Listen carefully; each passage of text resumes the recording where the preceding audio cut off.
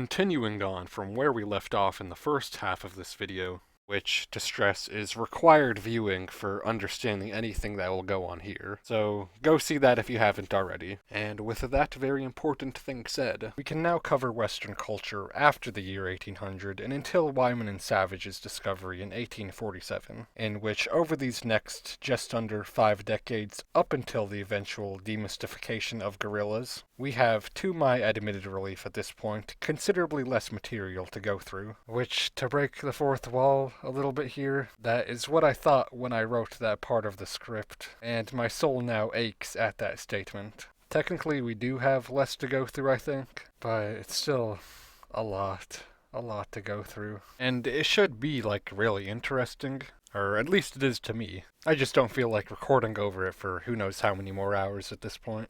But anyway, you should recognize a lot of the same questions I'm going to ask. How developed was the idea of gorillas in response to authentic narratives? How distinguished were they from other creatures? How much of an audience was there for questions like that? And how enthusiastic were they? Using our 4 authors from earlier, their sources, and some other people who I looked into on my own, we were, in my opinion, mostly able to gauge the answers to those questions. But for this segment, when it comes to relevant authors who referenced great apes in the most general senses possible within their works, I compiled 20 persons of interest into my dataset. Some of them oriented their publications to a more academic audience, and some were intended for the more popular or common audiences, although there is a range and overlap to that. I could have looked into and covered more people. In fact, I saw these men referencing other people that I just was not able to get to, but I had to stop somewhere. I think I should pick up that habit a bit more. Another decision that I've chosen to make that should probably benefit both of us is that I will refrain from giving an analysis of each of their relevant works like I did earlier. Now that you're sort of already familiar with a lot of the conversations that were going around, I'll just give my summary of what I believe they, as a collective, say. To start, let's get our initial culling out of the way. Out of these 20 individuals, 10 of them gave me about no impression that they ever conceived of anything like a gorilla, which is a better ratio than I honestly expected. And some of the men who I'm now discarding actually did in fact reference probably authentic gorilla narratives, but only in a citational way. Once again, if an author says something like, "See this passage on this page in this book," I'm gonna treat that as completely uninfluential to my calculations. Now, regarding these 11, how accurate any of them individually got varies. Some of them gave me what I'd consider a decent impression, and others gave me what I'd consider a more minimal one. But there are, to my disappointment, none that I would truly say gave me a good impression. Well, there are actually some that I would consider giving a pretty incredible description for the time, with some of them, I believe, giving the reader the appropriate prompting to imagine something in their head that looks like a gorilla. You can probably guess the usual traits at this point. As cool as they are, gorillas aren't really that complicated when you actually think about it. The main problem, however, is again one of distinction. So, how did they interpret what we now would recognize as gorillas? Here are our 3 main options. 1 as something that can be dismissed.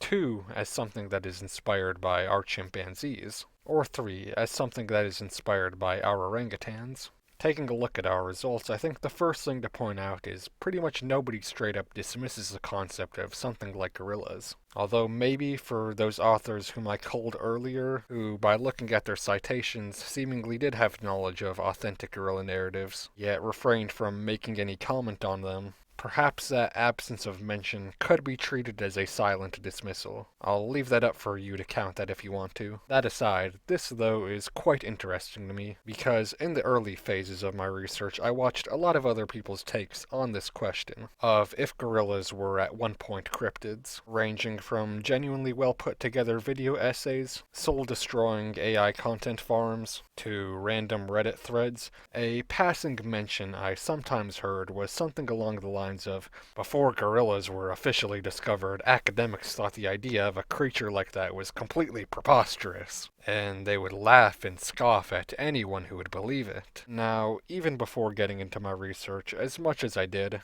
I had some doubts about that statement. I'd rather not negatively stereotype too much here, but that did admittedly sound like a too-good-to-be-true fantasy aimed towards some people, and by this point in my research, those suspicions seemed to be confirmed around, as far as I've been able to tell, as I have yet to find this apparent circus that was going on, perpetually jesting at anyone who took this idea seriously. I do recall some people applying the label of exaggerative to some accounts. Think back to the testimonies of Mr. Bell and Mr. Brozes, from whom we get reports of them being like 7, 8, or 9 feet tall. But even in those cases, the intuition was obviously right. And I also saw some of those similar exaggerative sentiments directed towards a lot of the behavioral attributions. We'll get into this more a bit later on, but stuff like that was often subject to skepticism. Importantly, the concept of the animal that was purported to do those actions was just assumed to be real in some way. I mean, think about it for a minute. For the naturalists of this age, considering that they were already well aware of small to medium-sized, black-haired, intelligent, and strong man-like apes that inhabited the western coasts of Africa, the idea of simply just an even bigger and stronger one that is resigned to perhaps a more secluded region is not that big of a leap and could honestly downright just be expected if one were given the appropriate initiative to do so. And that's kinda just what I found. If you're already aware of what we know to be chimpanzees or orangutans, the idea of a gorilla, although still startling and impressive, it is in no way outlandish, and once again, that's pretty much the sentiment that I found. In fact, I would say that the awareness of our orangutans and our chimpanzees really worked to legitimize the stories that we would now recognize as coming from gorillas, even if they eventually got misassociated as a result. But looking back at our chart, I believe this pretty regular acknowledgement of the stories that I believe we would now recognize as coming from gorillas, and even more so that they weren't immediately dismissed, makes me much more willing to call gorillas former cryptids. That, however, is really the only good news this chart gives us, as the way in which the confusion played out here is pretty apparent. But before that, in regard to a more subtle fact that could accidentally be overlooked just kinda due to how I presented this, the totality of Western civilization disappointingly closes without, to my knowledge, a single naturalist ever coming to the conclusion that these stories of what appeared to me to be referencing gorillas was its own unknown unique species. As much as I wish this weren't the case, this is honestly a reflection of their good scholarship. If you're already familiar with one thing, and you keep hearing tales of something that is similar but perhaps exaggerated a bit, it would be prudent, in my opinion, to just assume it as either an exaggeration, or that you had just underappreciated what you were already aware of. But assuming that it was a whole other thing, in spite of an already established reference point, would actually be unwise. I just wish we got at least one crazy dude who I could say ended up actually being right. That would be fun, but unfortunately it's just not what happened as far as I can tell. And that all is actually kinda rather unfortunate because there was actually a precedent for it. Recall back to Monbodo's trichotomy of the Impungu, the Ingẽna, and the Chimpanzee, or Batel's dichotomy of the Pongo and the Ingeko. Monbodo's arrangement isn't perfect, but it is pretty clear that the native people of the country did recognize what we would see to probably be gorillas as a distinct concept. And we'll get a bit more into that later. As someone who I guess is in some weird way trying to carry on the intellectual tradition here, I wish we would have listened to their wisdom, I guess, because we got it very wrong in two pretty apparent ways. The first error, which originally seems to come from the accounts of men like Tolp, Dapper, and Lecomte, and later incorporated into the thoughts of Buffon and Linnaeus, who I would say had the most popular and influential publications on natural history within their century, is the conflation of authentic gorilla narratives with the knowledge of what we would now recognize as adult orangutans, or even just really all apes as a whole. And it's amazing how much this view kinda just fell off among naturalists as the 18th century closed. Straight up, I'm not going to bother giving you citations for this, I just want to finish up the video. But I recall at least a few of these 19th century guys making some remarks about how all of the previous generation had in some way mixed up the large African apes with our eastern orangutans. Petrus Camper, who I briefly referenced earlier, is usually credited with this correction. Him being the premier anatomist of the 1700s, it was pretty easy for him to determine that eastern and western apes were of a different kind. Still, though, among people who weren't writing for fellow academics, and instead for a much more popular audience, you can still see the preservation of this older view. I would imagine this is in large part due to availability. Outdated information has the benefit of having had time to establish and entrench itself on a larger scale. So if you're just writing for a casual audience, perhaps not even for educational purposes, and you kind of just need to quickly figure out what exactly apes are and how they work for like a book you're writing, you're just going to take what's most easily available to you, not jump through 1,000 hoops or whatever in order to get the most up-to-date scholarly consensus. And especially when an easily navigable internet was still pretty much like 2 centuries away. Now, regarding that up-to-date scholarly consensus, the men behind that performed our second error, conflating our stories of what we would now recognize as coming from gorillas with specifically chimpanzees. And from that, I've kind of struggled with a bit of a debate over that in my head. Is it better for the gorillas' candidacy as a former cryptid if they were associated more with orangutans or chimpanzees? Because chimpanzees are closer to gorillas. If one were to make a wrongful conflation, that'd be the more accurate one to make. So, in a weird way, that does make the description of them more accurate, which I like in my willingness to call gorillas cryptids. However, if they were to be seen as some regional variant of an orangutan, although less accurate, and thus throwing off the descriptive subcomponent just a little bit,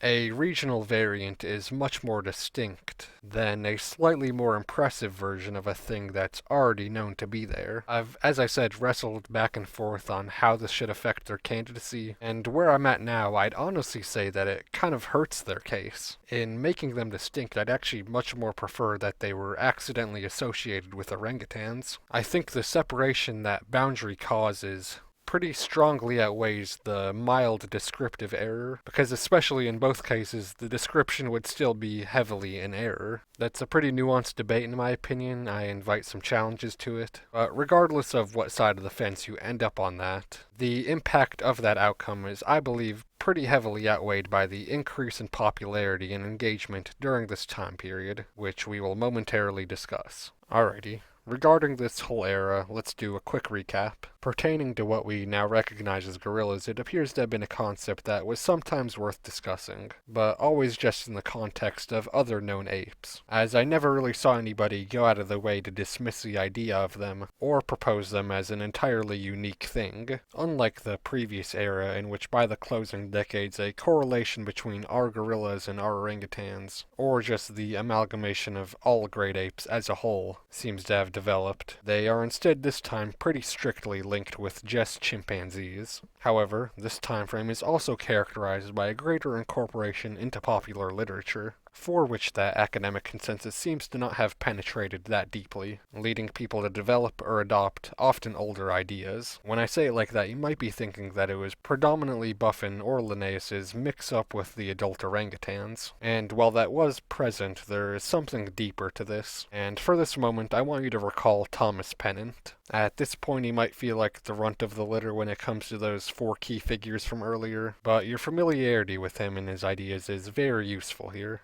Remember back to his Great Ape, what was essentially a single species that was comprised of our accounts of our chimpanzees, our gorillas, and our orangutans, all fused together into one. Outside of the people who cared or could afford to read on this topic, although I'll challenge this a bit more in a moment, for now I will propose that this may have been the standard viewpoint. And I'm not suggesting that Pennant's view, for some special reason, may have been able to spread more easily among those audiences. It's more so that the view he came up with is probably just the first assumption of most people at the time. When you don't know, or perhaps even can't know, that much about apes, apes, for the most part, are kinda just apes. To back this up a little bit, I'm gonna call upon what I'd consider the least academic work from our sample pool, and it is the one publication with dual authorship, Joko, or The Monkey of Brazil, by Edmond Rochefort and Gabriel Delorieux. Though I suppose you could consider it as having singular or even triple authorship, since it was mostly inspired and or plagiarized off of another work,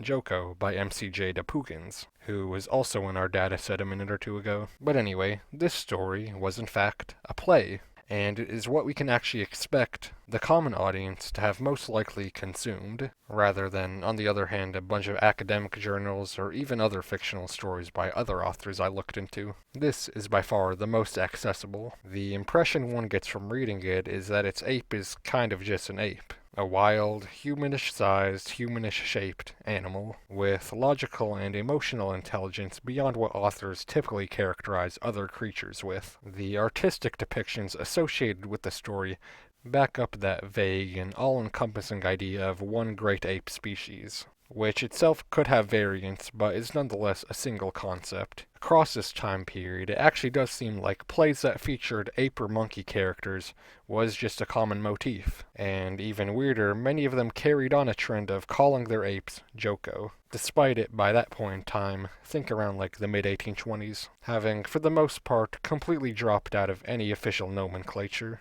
Most of these pieces are sadly lost to time, but we still have enough to piece together some relevant knowledge. Here are the ones that I was able to gather disproportionately more info on compared to the others. First is the narrative of Jack Robinson and Musha Pug from 1825. I have neither a full copy nor reported authorship for this one, but there are some contemporary summaries about it, and visuals meant to supplement that, which is especially useful in determining what exactly people were imagining. Second is the narrative of Ingẽna and Joko, dated 1826. I do have a full script for this one, but again, no clear authorship.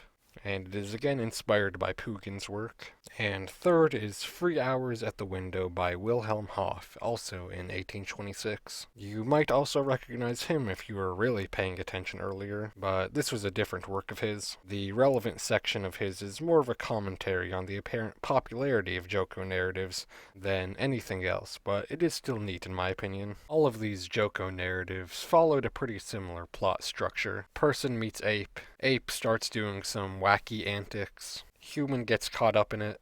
The humans are also usually up to their own antics, but really often at some point at the end of the story, the ape ends up dying in like some heroic way. And I'd rather not bore you with the details or story beyond those basic beats. It just really isn't that relevant at this point. There is something about these texts, however, that have made me reconsider my theory about Pennant's view becoming the most dominant one among the general public. When I read these and looked at their accompanying visuals, I got much more of a sense that it was just kind of the general concept of a kind of simian that was human-looking yet still not human, rather than just specifically a tailless ape. So while yes, that idea may encompass our orangutans, our chimpanzees, and even our gorillas as potential influences, the exact extent of that could go even further into the territory of stuff like macaques or capuchins. There doesn't really seem to be any initiative in making what their creature is anything other than a dark-colored, hairy, humanoid animal, and to be honest, that's probably what I should have expected. So while yes, it does seem true that what was presented, even if it did have an origin in possible gorilla or just great ape narratives, was incredibly undefined, this hunt for knowledge in the theatrical world showed me that this may have been more popular than I could have expected. And I kinda just realized now that recording this, I forgot to say something very important. You may have heard me talking about the Joko narratives here, and been going, okay, maybe great ape narratives are popular, but you said earlier that the Joko is a chimpanzee. And normally all of that is true, yes, but Pugins, who started all of these Joko narratives, made the clarification in his story that his Joko is actually more inspired by the stories of the Pongo, especially Batel's Pongo, which is annoying because the story is, I'm pretty sure, set somewhere in the East Indies. But the details about this Joko, from which all the other Jokos come from, comes from what in my opinion is a gorilla. I hope that makes sense and clears everything up. But talking a bit further about how we can extrapolate the relevance of gorilla narratives from these pop culture appearances. While I know literally nothing about plays, so I don't know how often it would need to be featured in order for people to be like, wow, people really want to go see this. But it does seem popular enough to have stayed around for years and years, and more internally, looking at the evidence Hoff provides about this, if his caricature has a foundation,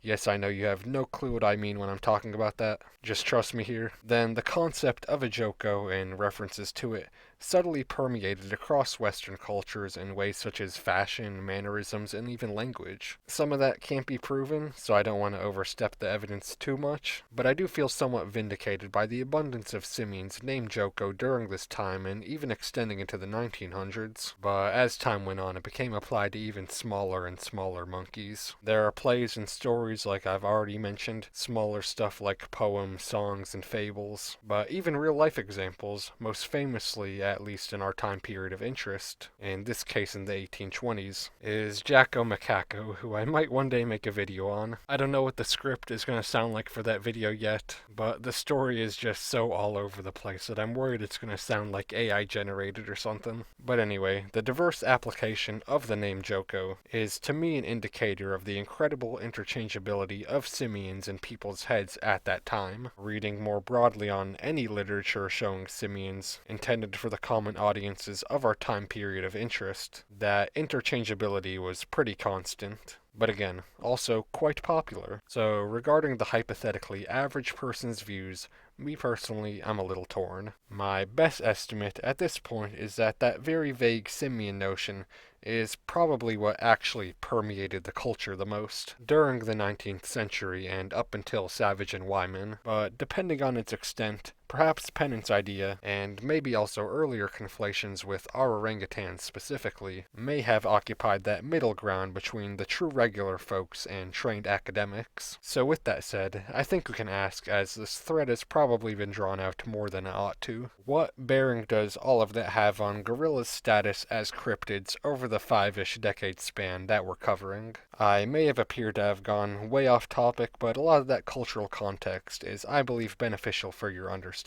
My estimation of that cultural context is this. Relative to something like Pennant's view, that I would summarize as apes are just apes, or great apes are just great apes, to be a little more technical, which itself may have occupied some sort of middle ground. The contemporary pop culture view can be understood very much as simians are just simians, which gives an easy explanation, or rather just an uninformed assumption, to a pretty popular interest of the time. So factoring gorillas into that, and while I'm at it, bringing everything from this time period of interest together, this is my summary. The understanding of ape knowledge across the first half of the 18th century is a tale of discord between two audiences, and the gorilla, I believe, can be found, or in some way hypothesized to have been, among both camps and even in between, and in every case in its own unique way. First is the established academia, who, when presented with authentic gorilla narratives, seem to have happily incorporated it into their understanding, and from that blossomed the idea of a creature which had been conceived by earlier naturalists, something like a distinctly large, tall, big and strong,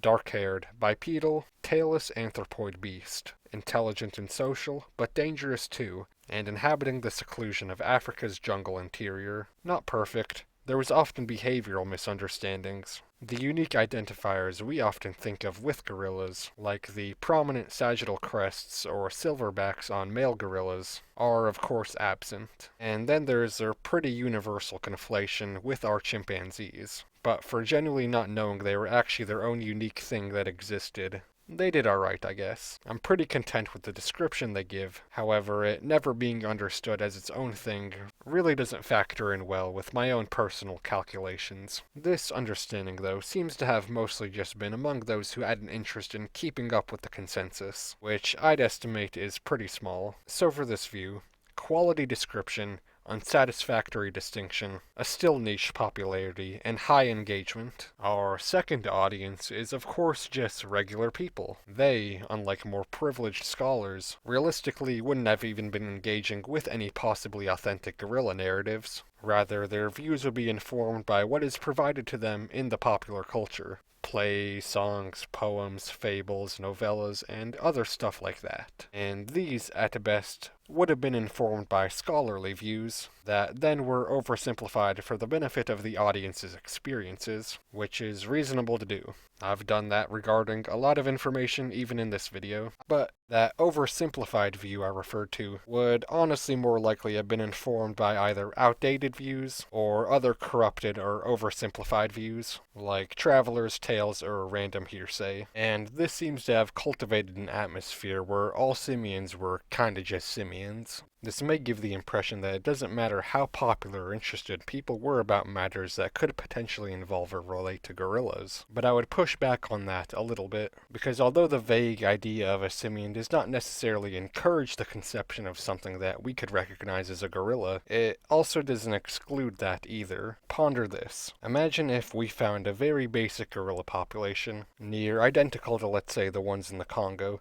except that this time they lived in the Cascade Mountain Range. Every individual on the planet who believes in some sort of North American Bigfoot would immediately go, "See, we told you so," despite the fact that at this point some people have imagined Bigfoot as a 10-foot tall, interdimensional, transcendent ape spirit. Likewise, I think if you went back in time and showed some of the consumers of these plays, stories, and whatnot a photo of a gorilla, I'd hope that maybe some of them would go, "Yeah, that's sort of what I was thinking of." Because for some of these more pop culture iterations, a lot of the time it really was just a tall, black-haired, intelligent anthropoid. And remember, gorillas aren't really that complicated when you think about it. This isn't great because then you get to the questions of, well, how does that separate it from chimpanzees? And really, it doesn't. But I think it is at least something to factor in there. And I would also suspect that we as a species, when we see the vague concept of an ape, will naturally exaggerate or inflate some of its characteristics in our heads, which may have made it more likely that some people imagined something that's just a little bit more closer to our gorillas.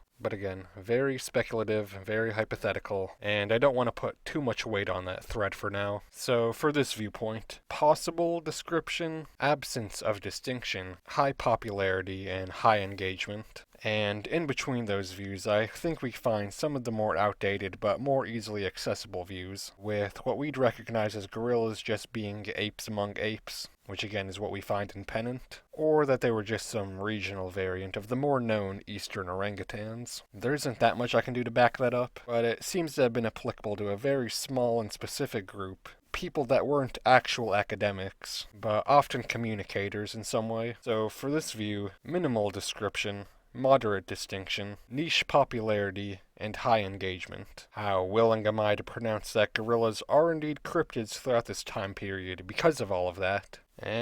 Sorta, I guess.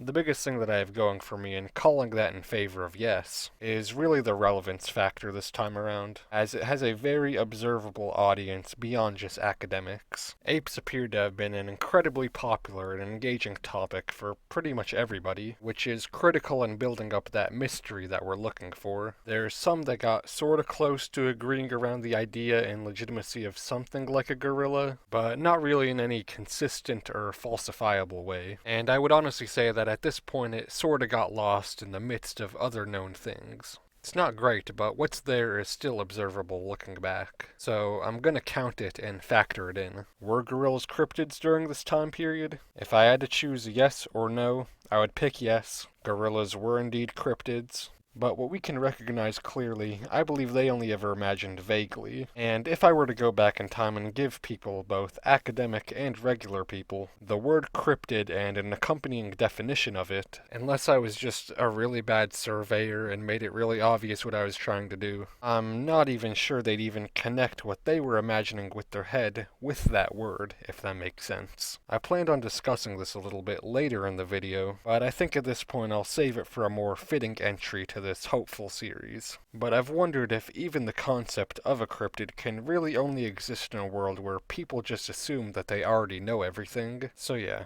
I'd say that gorillas were cryptids from the start of the 19th century and until their official discovery. But beyond that, there is something else that I kinda have to awkwardly shove here at the end, which are the possible gorilla narratives from this time period. The reason they turned out like that is because they were not only so few in number, but they were often also kinda just irrelevant to the discussion. The first part technically isn't true. This is the beginning of the time period where you can expect to find stuff like that in older newspaper stories, for which I actually encourage you to investigate on your own. But in regards to stories that did have an impact on the culture, being relied upon by naturalists, whose understanding would then get disseminated to the broader public, there are only 3 that I'll be sharing. The reason I think is pretty straightforward, and it's not actually just because this time period is shorter, although that probably was a factor to some degree. I believe that is probably somewhat alleviated by the increase in communication during this era. Rather, I think the lower quantity really comes from the fact that they didn't really need to rely on these narratives anymore. And I mean,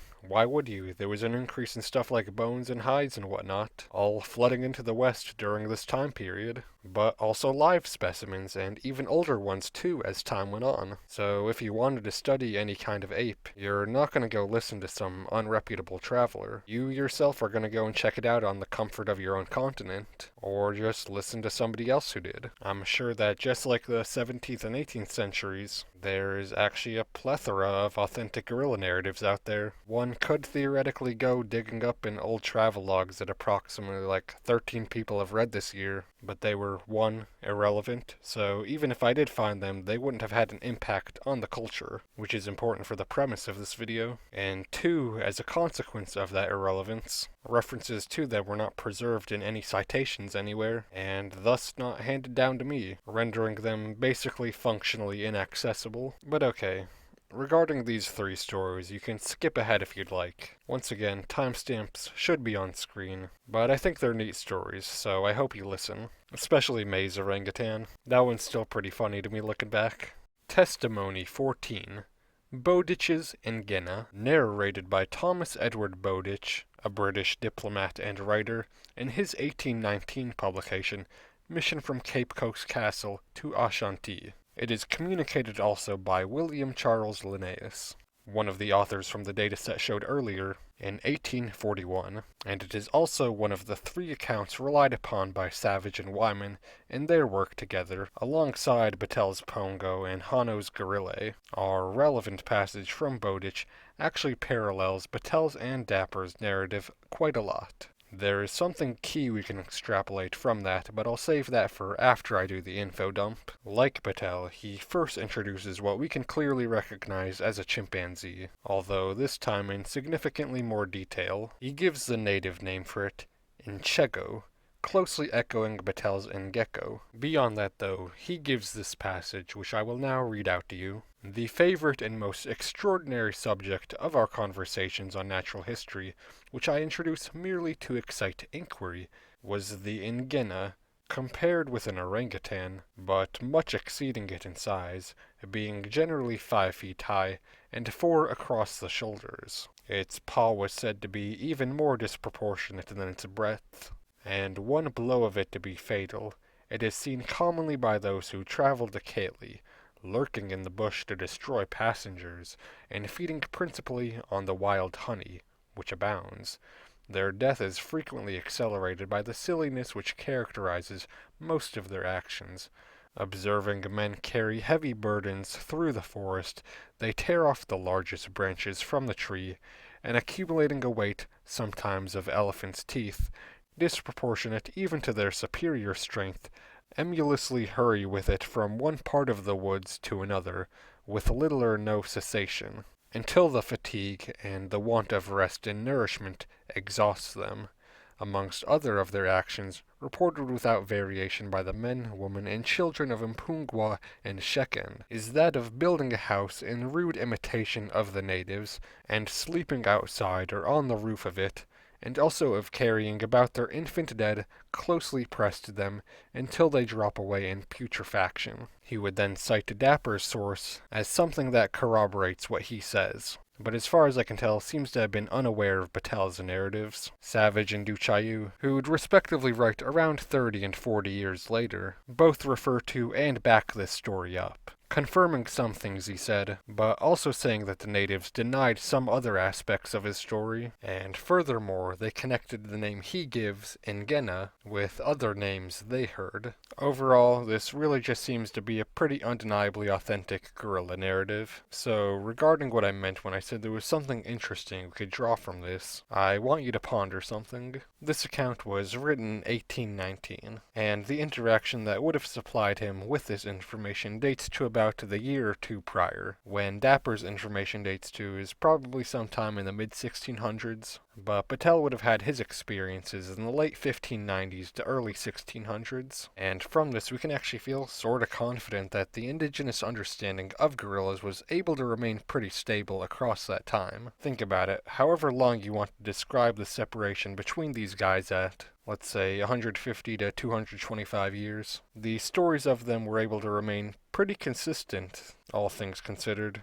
despite the African continent, and specifically everything below the Sahara, experiencing its greatest rate of change regarding culture to that point in history. And once again, it seems like he was neither aware of Patel nor plagiarizing anything from Dapper's account. So, point one, I think that's just neat and interesting for its own sake. But two, and more importantly for our purposes, when we're talking later on about how African cultures may have thought of gorillas, from stuff like this we can estimate a high degree of stability in what was perceived at any given time. It doesn't appear that, at least regarding gorillas, what was said about them was changing from decade to decade or even century to century. How far we could or should even estimate this back, we'll talk about that later.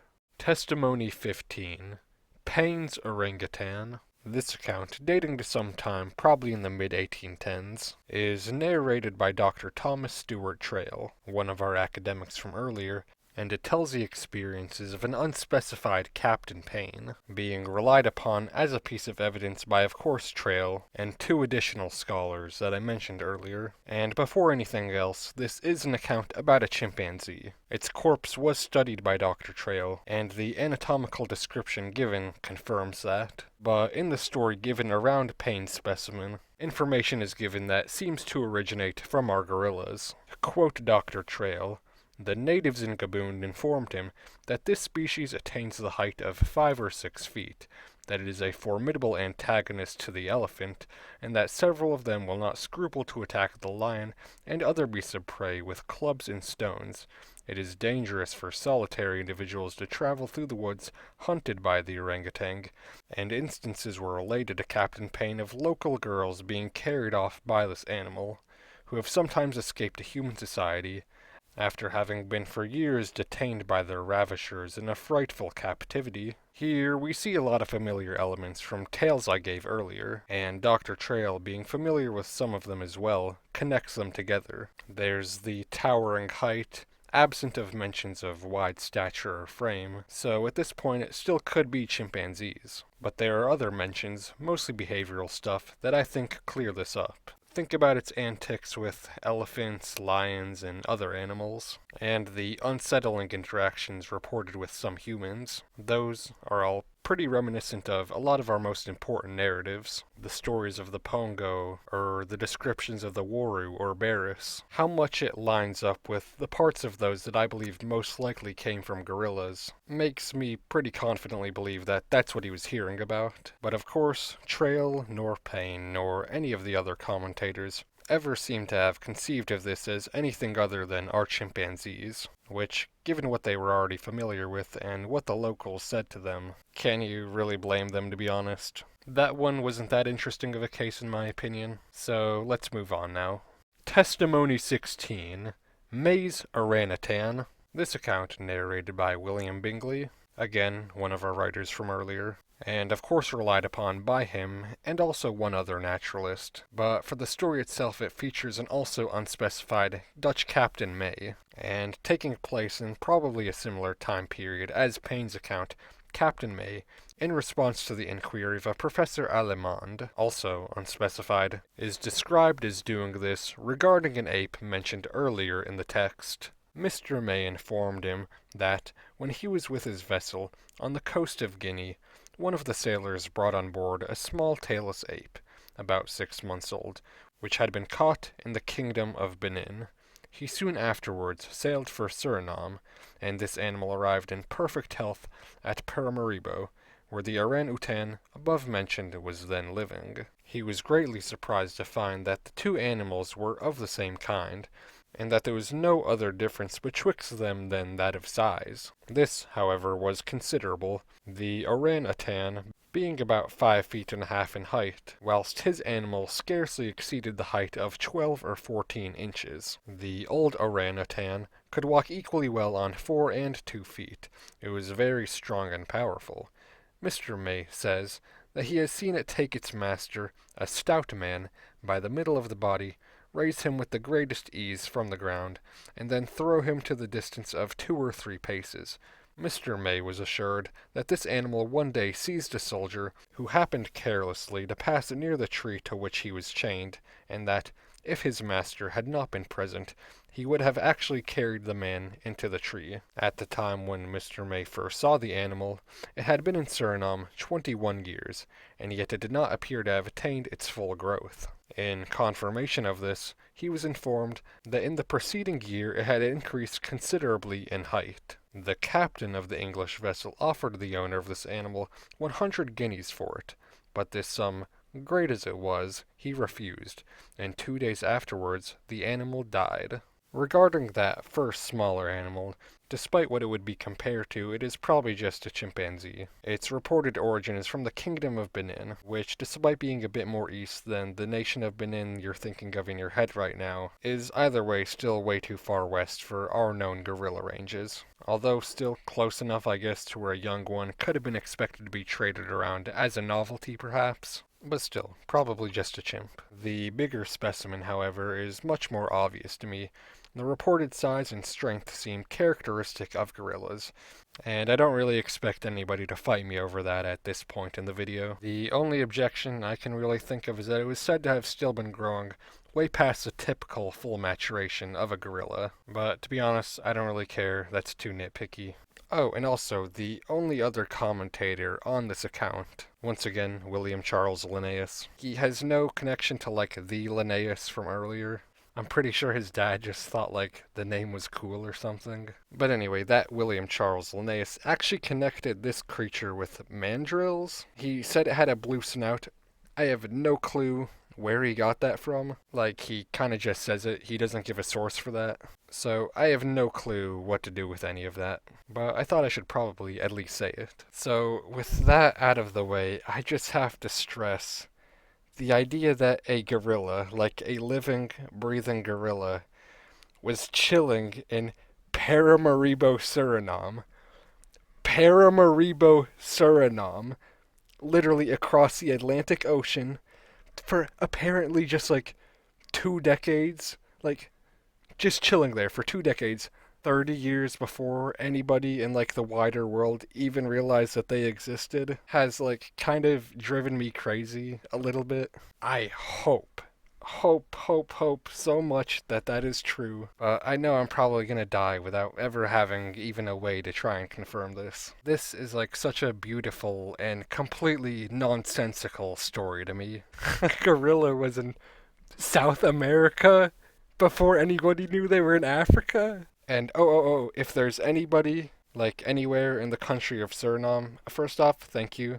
Thank you very much for watching. I'm unfamiliar with really anything about your country. I hope it's going well down there. But if you find any gorilla bones around Paramaribo that date to the early 1800s, I think I found out why, so keep your eyes peeled, I guess. And also, the one thing that kind of like bugs me about this account a little is that last little tidbit at the end. If that's true, and assuming that the mandrill hypothesis was actually false, whoever that captain was not only missed out on the chance to introduce everyone outside of the Congo rainforest and its periphery to gorillas, not only robbing himself of the fame, but, once again, assuming that it wasn't mandrills, robbing us of the preposterous, downright absurd, truly ridiculous fun fact that gorillas, one of the most reclusive and hidden species of Africa, were first discovered and described from a specimen retrieved from South America. We were so close to having the stupidest scenario play out in reality. But unfortunately, that didn't happen. And as far as I'm aware, I am literally the only person on the planet at the time of recording this that is aware of that. Which, huge asterisk here at the end. I say all of that, assuming this was indeed a gorilla, which, from the account itself, I don't really see a reason to reject, and it is indeed the funnier option. So until I find any evidence to the contrary, I'm gonna choose to believe it. Alrighty, that's all for those testimonies. I hope you enjoyed them, as that is, to my best ability, every piece of information I can find, and nearly every bit of analysis that I could perform, in regard to if gorillas were at one point cryptids throughout Western civilization. And technically also Carthage too. There are, however, 2 additional time periods that could be included here via technicality, and at this point in time I'm only going to accept one of them. So recall all the way back to the start of the video. Savage and Wyman published their discovery in 1847, and Paul du Chaillu publishes his encounter in 1861. We don't have to get into all of the developments that occurred during this time, and in its very immediate aftermath. There is one story I'll get to, but for the most part it is a period that is defined by an influx of partial or complete gorilla skeletons, or pelts, flooding into the continent, supplied by a lot of traders on the West African coast. Naturalists and anatomists would try their best to deduce what a gorilla was based off of these, but the crucial thing that they lacked was the experiencing of a live gorilla. Thus, depending on your criteria of what proven to exist is, gorillas could be considered cryptids here.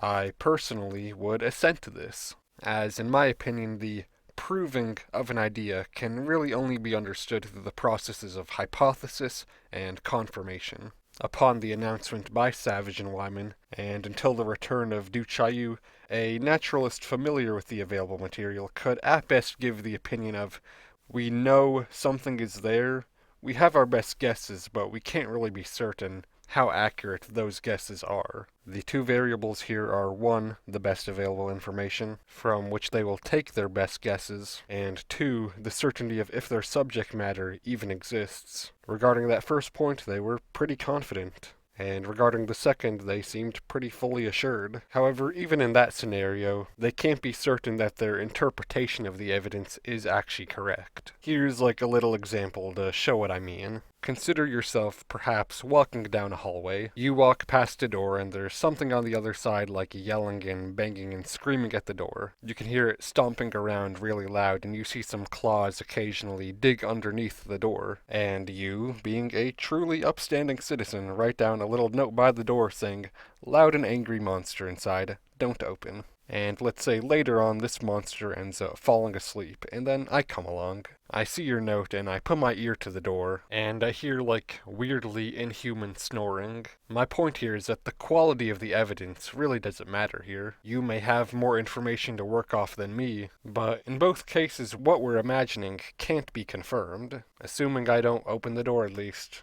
So with all of those points said, as long as what something truly is, even if you do know that at least something is definitively there, remains in the realm of imagination rather than fact, it is most accurate to treat it as a hypothesis and thus unconfirmed and thus genuinely a cryptid. This attempted bit of reasoning of mine is actually pretty important to the premise of this video, as the around a dozen or so years that this predicament was in play is a period that I am the most willing to call gorillas cryptids. And regarding that other matter that I mentioned earlier, of if gorillas could even be considered cryptids in Western civilization beyond du Chaillu's confirmation, I don't think I'm gonna accept or reject that for this video.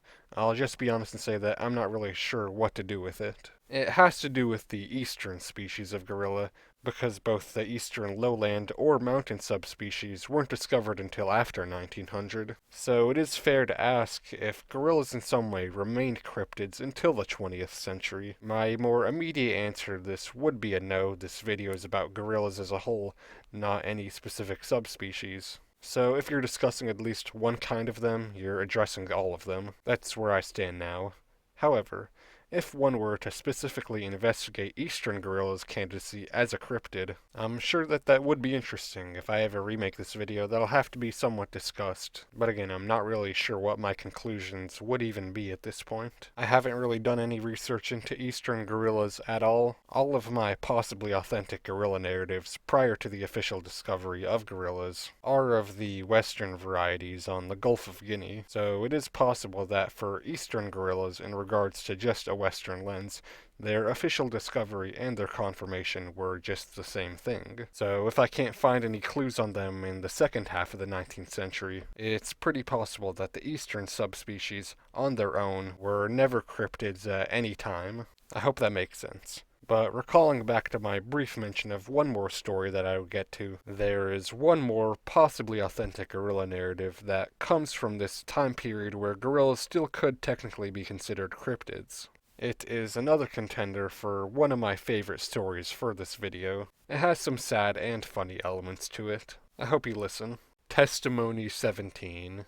Jenny the Chimpanzee. This account, narrated by Charles Waterton, an English naturalist and known eccentric, who, for our interest, was also an extremely talented taxidermist, tells of his own interactions with a young ape displayed in a menagerie of one of the many exhibitors of the Victorian era, George Wombwell. The interaction he passes on to us would have taken place sometime in the fall of 1855 and published sometime in 1857. So right in that sweet spot where there was something unique that could be identified as one of our gorillas, but no imaginations of them had been confirmed. The subject of his relevant passage he introduces as a chimpanzee taken from the Congo. Her name, Jenny. He spends time describing her as amongst rather depressing circumstances, seemingly even in pain, and subjected to unnatural circumstances, routine, diet, and climate, all of which he believes favors a short life expectancy for her. But even during all of that, she's depicted as a gentle and affectionate ape, although, like all apes, perhaps still a little mischievous, and he gives this physical description of her. Jenny has no appearance whatever of a tail, for she is a veritable ape. Her skin is as black as a sloe in the hedge, whilst her fur appears curly and brown. Her eyes are beautiful, but there is no white in them, and her ears are as small in proportion as those of a black lady. Whilst apes in general, saving one, have little more than 2 apertures by the way of nose, Jenny had a large protuberance there. It is flattened, and one might suppose that some officious midwife had pressed it down with her finger and thumb at the hour of Jenny's birth. Going back to the sour expectations he had for her about her lifespan, those would be quickly realized, as in the winter immediately following this, she, like many other apes brought beyond their tropical homes, would die. So, what does any of this have to do with gorillas? Because even by the end of this, he still seems to have believed that she was just a chimp. There is some stuff like the description of Jenny's nose and ears, which are more fitting of a young gorilla than a young chimpanzee, but I wouldn't have included this into the video if it was just based off of that. Well, consider this statement he gave as he departed from Jenny for the final time.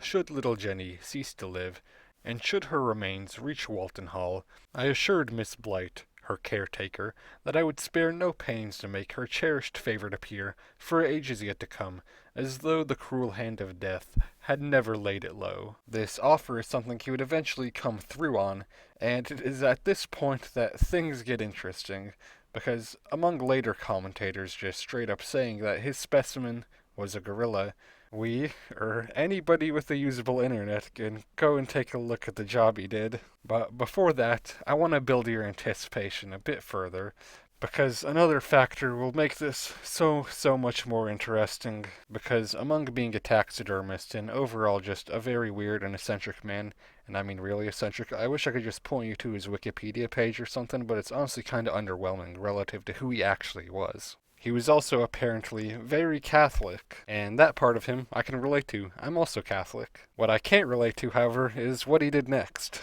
because his counter-Reformation spirit really came through in what is perhaps one of the events in our church's history. So, with all of that said, what do you get when you give an eccentric Catholic naturalist the corpse of what may very well have been the first gorilla to ever walk upon European soil? You get an attempted taxidermy caricaturing the Protestant reformer Martin Luther if he was an ape corrupted by the devil. This might be the stupidest thing I have ever discovered.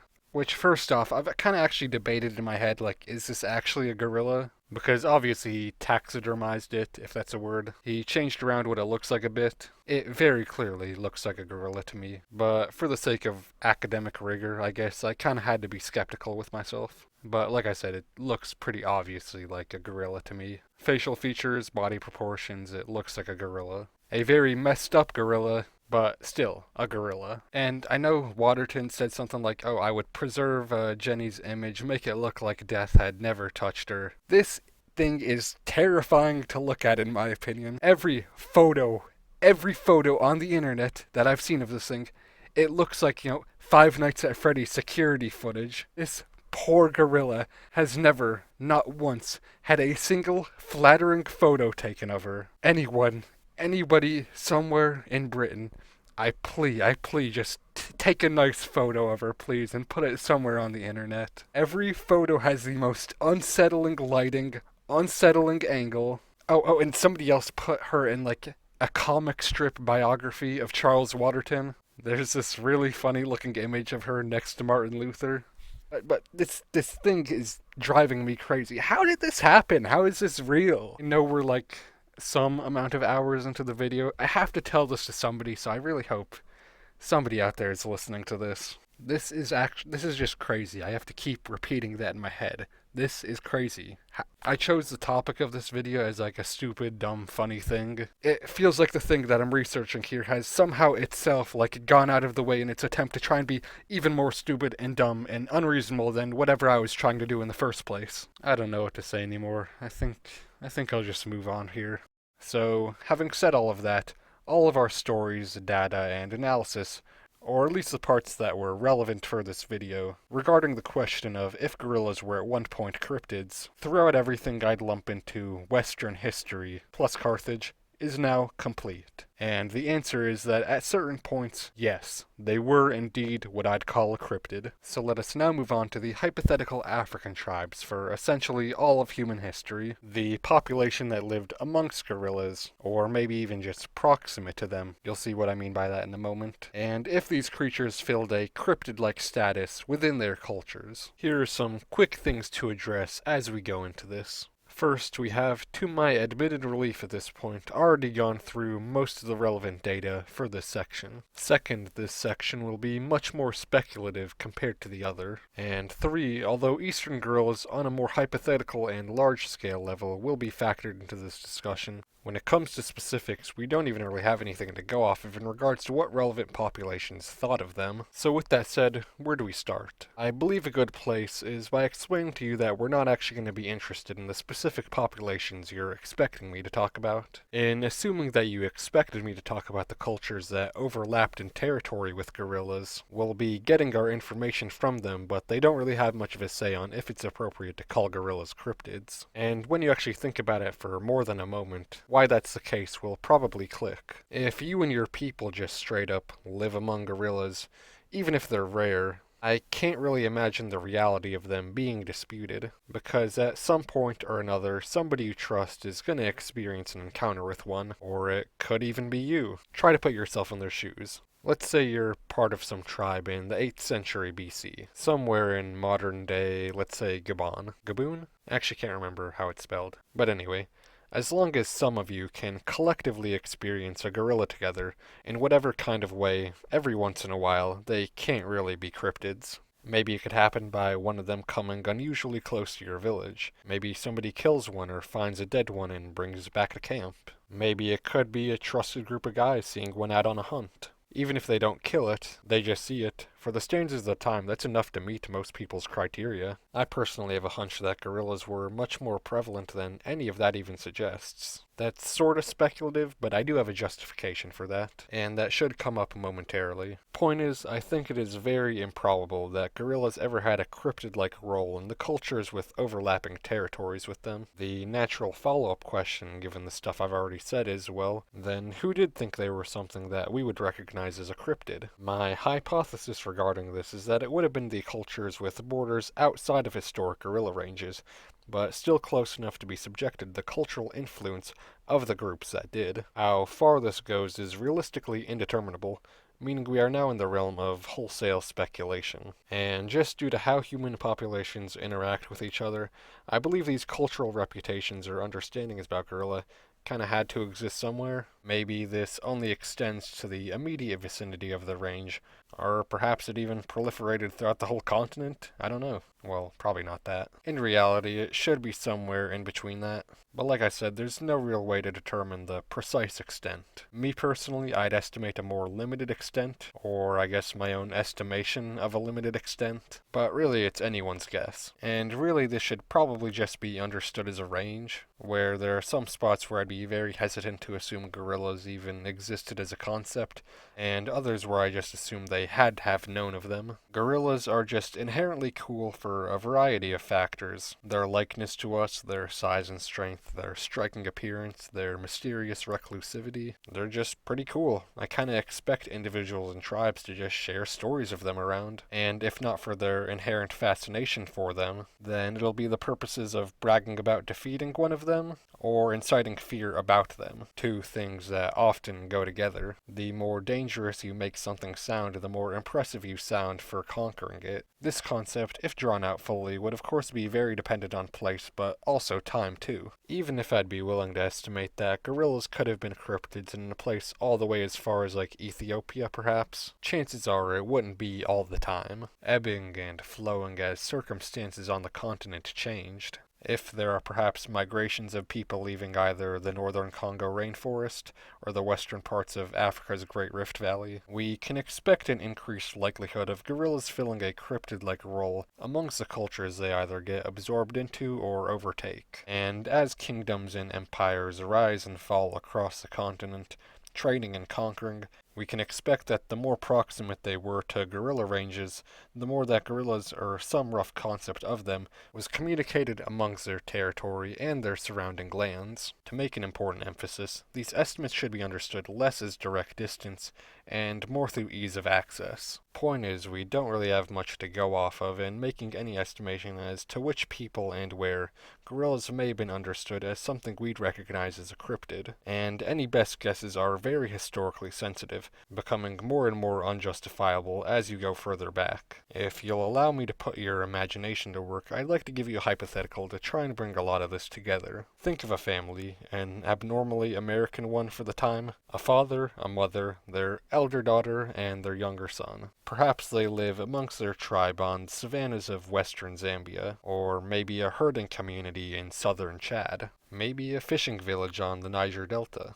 or wherever else, as long as you can imagine a merchant having made his way beyond the territory of what we know to be gorillas, reaching a family there. Think of that. Regarding that merchant, let's say he comes bearing the paw of a gorilla laced around his neck. He meets our family, and, when questioned, reports to have killed it in his youth, and tells of its appearance, and the stories he heard about it growing up amongst his people. What thoughts or emotions might he stir up among these four, and what images may they conjure up in response? Was the man lying? Was he telling the truth? Would that man become an inspiration for the son, or an admiration for the daughter? May the parents be moved to fear, anxious over yet another threat to their children in this scary world? How many nights of their life may they stay up just a little longer, pondering what this mysterious beast was? How many more people would they pass on this tale to? If another man, like the first merchant, came along, reporting of something similar, how much more curious would they become? It is questions like those that make gorilla truly stand alongside ideas like Bigfoot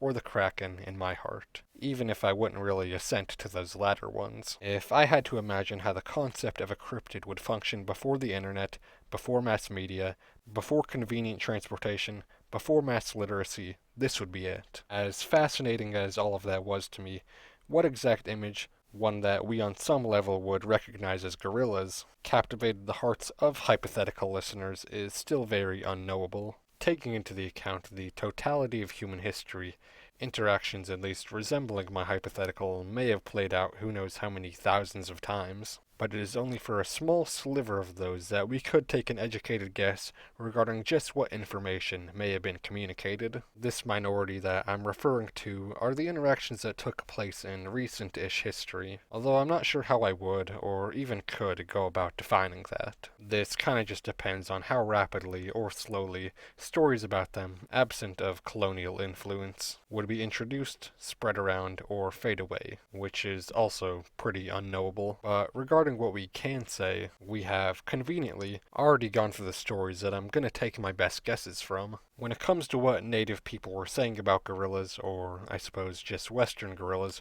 before European influence may have altered things, all we can really do is look back on the gorilla narratives recorded down when they got there. This isn't perfect, but it's the best I can do right now, and it is pretty much up to your own best guess how far back the collective image we derive from these accounts can be dated to. Perhaps just 2 or 3 centuries? Maybe 2 or 3 millennia? Even more? Somewhere in between? Your choice. With how often I saw some stuff repeated with time gaps of more than even 200 years, I'll admit I'm hopeful of some longish estimates even, maybe like somewhere under a millennia perhaps. But importantly, and as a general rule, I'd expect physical descriptions to remain pretty consistent across all times of human history, and furthermore, I'd be willing to bet that they were much more well described than in the European narratives prior to their official discovery. You might be like, duh, these people literally lived among them, but remember, we're talking about what was communicated by those people who lived among gorilla territories to other people beyond gorilla territories, and I think things are kind of just bound to get lost or exaggerated as a consequence of how this is being shared. I imagine their size and strength might get inflated, but everything else regarding their appearance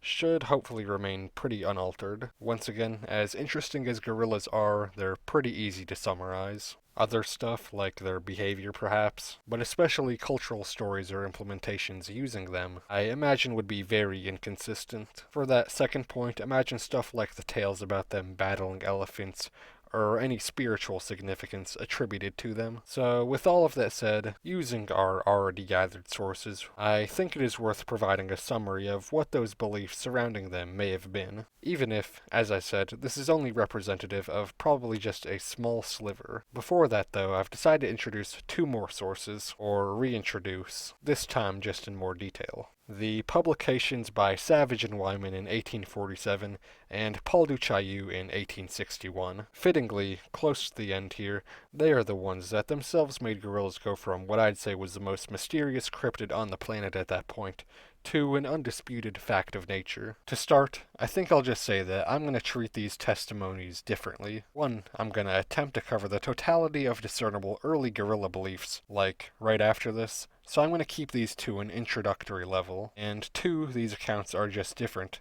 They're both much longer and full of info, and it is of course describing the experiences of men who knew gorillas were a thing, but were still seeking to confirm any idea of them.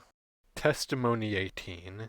Savage and Wyman's Troglodytes Gorilla. Their primary article begins by introducing the known great apes at the time, what we would now recognize as chimpanzees and orangutans, and contrasting them with the gorillas they are now endeavoring to describe, chiefly that the formers were known to naturalists, and that the latter had been almost entirely unknown, but could still be seen among various travelers' tales, citing Battelle, Bowdich, and also Hano. However, he doesn't really seem to lean in any specific direction regarding the question of what Hano's gorilla actually was. In their paper, Savage gives his information first, telling the story of how he came to possess his relevant knowledge, and also the gorilla skeleton described later on in Wyman's section of the paper. To quote Wyman, "While on the voyage home from Cape Palmas, I was unexpectedly detained in the Gaboon River, latitude 15 degrees north, and the month of April, 1847, was spent at the house of Rev. J.L. Wilson, senior missionary of the American Board of Commissioners for Foreign Missions of West Africa. Soon after my arrival, Mr. Wilson showed me a skull, represented by the natives to be that of a monkey-like animal, remarkable for its size, ferocity, and habits. From the contour of the skull, and the information derived from several intelligent natives, I was induced to believe that it belonged to a new species of orang. I expressed this opinion to Mr. Wilson with a desire for further investigation, and, if possible, to decide the point by inspection of a specimen, alive or dead. He entered with interest into the matter, and promised his hearty cooperation. Having been a resident at that point for several years, well acquainted with the chiefs and people, possessing in an eminent degree their regard, and speaking freely their language, he was enabled to secure to me advantages of signal importance to my investigations. I did not succeed, however, in obtaining the animal, but several cranium of the two sexes and of different ages with other important parts of the skeleton were received. These have been forwarded for examination, and I now proceed to give the results of my investigations on its external characters and habits. Just to say this real quickly, shout out to J.L. Wilson, I guess. I hardly ever see his name come up in the discovery of gorillas. I wouldn't say that he did, but I feel like his name should come up at least a few times here or there. It was almost always attributed to Savage alone. Besides that, though, the article from this point onward splits into two parts. First is Savage's relation of what the locals said to him, and second is Wyman's very scholarly attempt to describe and derive as much as he could from the skulls and bones given to him. Regarding Wyman's essay, we won't be really taking any information from him. All of his stuff is about comparative anatomy and very minute osteological details, which I will admit is quite beyond me, and to my knowledge, indigenous populations didn't really care much about that either, so yay for me, less work. One thing I will say though is that there are some rather ominous passages in this entry regarding a topic that really hasn't come up yet in this video, being the unquantifiably destructive scientific positions gorillas would be used to justify, and it's pretty sad but also pretty fitting to see the signs of what was to come in the very first documents upon their official worldwide discovery. Going back to Savage, though, most of what he gives us is very relevant, his primary source being the Mpongwe ethnic group, located around the Ogwe River, to which he, having lived among them for several years, considered himself an authority on what stories he heard were authentic versus just tales, or other details that got mixed in from stuff about chimpanzees, regarding which he considers the locals to have often mixed up with gorillas. The term Pongo he connects with the Mpongwe name, and thinks that it must have been some sort of mix-up with the surrounding tribes, telling us that their name for gorillas in their language is Ingẽna, alongside Enche for our chimpanzees. The former he reports as staying on the interior, and the latter closer to the beaches. The exact details of this Ingẽna we'll cover alongside the rest of the accounts later. Testimony 19.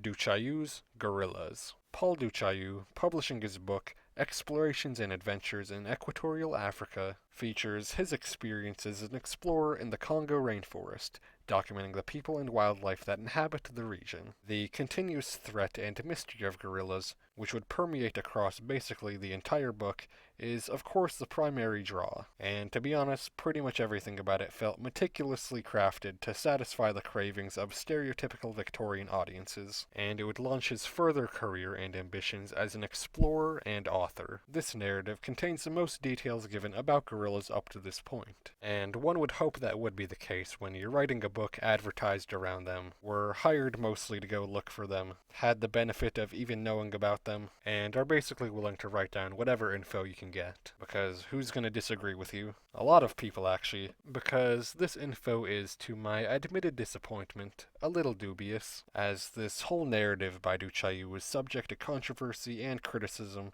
pretty much immediately upon its publication. I'm not going to get into all of that and why it turned out that way. A lot of drama and corner cutting as far as I can tell, and really I couldn't go into all of it even if I wanted to. I haven't looked into this aspect of his story too much, but his book showed apparently a lot of plot holes and signs of plagiarism, to the point where some people doubted if he himself even ever went on the gorilla hunts featured in his accounts. Me personally, I do think that the broad story beats are authentic. I just think he fudged some of the stuff to make it more entertaining to audiences, and may have stolen some artwork because he was just lazy or something, I don't know. But even if all of the narratives for his hunts were made up, that isn't really that relevant to our speculations on what indigenous understandings may have been, as we can assume that those are simply just trustworthy. Regardless of the credibility you give Du Chaillu's own gorilla narratives, he, 1, spent 4 years there, he had no reason to lie. He could literally just go and ask them. And 2, a lot of his details are attested to by other accounts. This does leave room for some embellishment, but those are the exact same kind of embellishments that other cultures would have been subjected to. Chaillu. He would publish another similar account in 1867, reconfirming a lot of the things said here in what is usually considered a more trusted account. It seems like in this one he learned from some of his previous errors in presentation.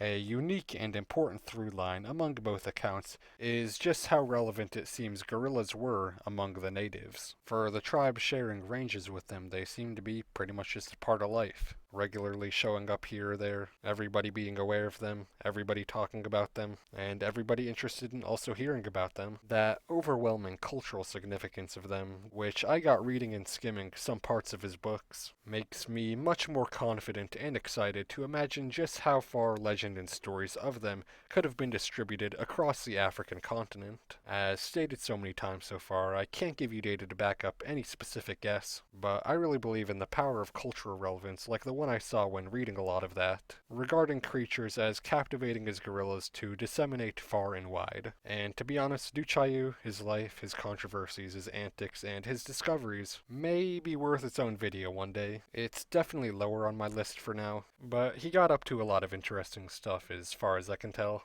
So moving on from those two, well, factoring in a lot of the data we got from them, what collective song does our choir of potentially authentic gorilla narratives sing to us? To begin, let's orient ourselves. First are the Pongo narratives, which are pretty undisputably gorillas, and they seem pretty untainted by any confusions too.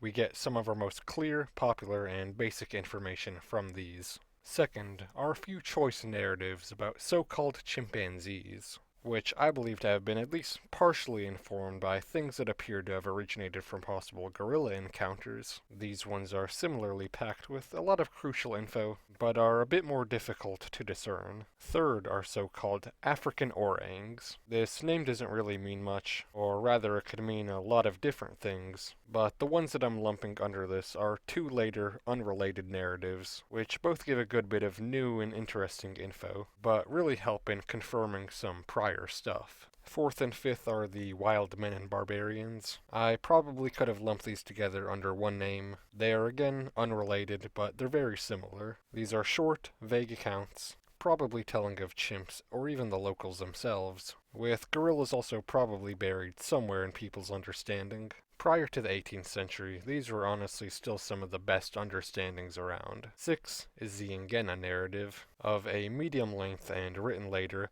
it confirms a lot of earlier testimonies. It provides one of the clear pictures of gorillas that we see, and the first appearance of, as far as I know, the most popular indigenous naming convention for gorillas, or western gorillas to be more accurate. And 7th are the baboon narratives. What baboon meant for these respective authors probably differs, but I think, or at least hope for some of them, that gorillas are somewhere there in the mix. However, in my opinion, they are pretty unclear and kind of forgettable. 8th is the grass eater narrative. It's funny, maybe I shouldn't have included this. It could be a gorilla, but it's probably not. 9th and 10th are the bears and warrior narratives. Both of these are a little more difficult to decipher, but they might even be my favorites. There are just so many interesting little factoids that come from these two as a collection, among which there is a bit of a noticeable overlap. Gorillas are definitely here somewhere. Sometimes I think they're the more dominant source. Other times I think it's just probably chimpanzees. And despite the differing names, I think they share some common sources.